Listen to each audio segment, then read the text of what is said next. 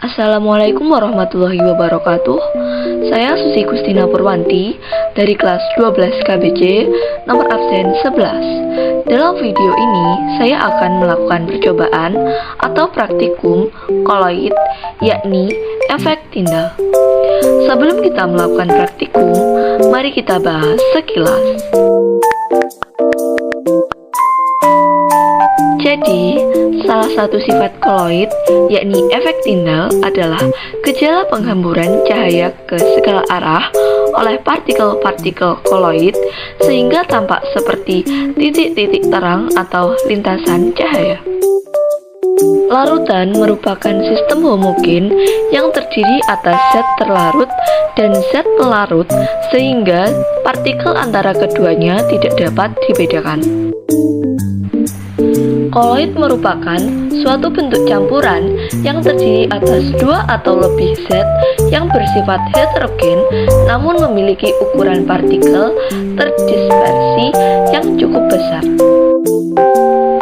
Sedangkan suspensi merupakan campuran fluida yang mengandung partikel padat.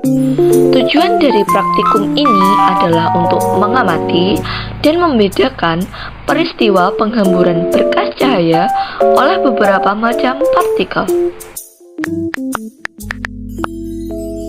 Dalam praktikum kali ini, kita membutuhkan alat dan bahan seperti gelas A, B, dan C, laser, dan sendok, gula, susu, kopi, serta air.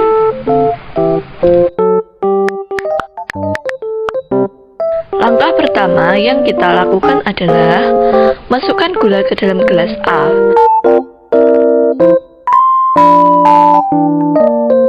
Tambahkan air.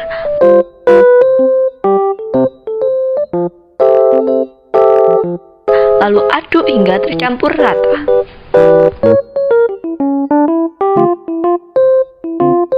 Selanjutnya, masukkan susu ke dalam gelas B. Tambahkan air.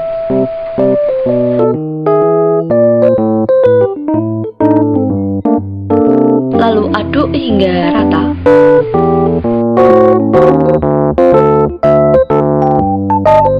Langkah terakhir, masukkan kopi ke dalam gelas C. Tambahkan air.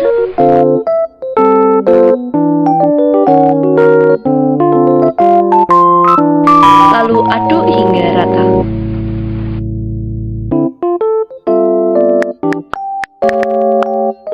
Pada campuran antara gula dengan air, partikel zat terlarut dan zat pelarut sudah tidak dapat dibedakan lagi. Ini menandakan bahwa campuran tersebut terlarut sempurna sehingga cahaya dapat diteruskan. Campuran ini termasuk larutan.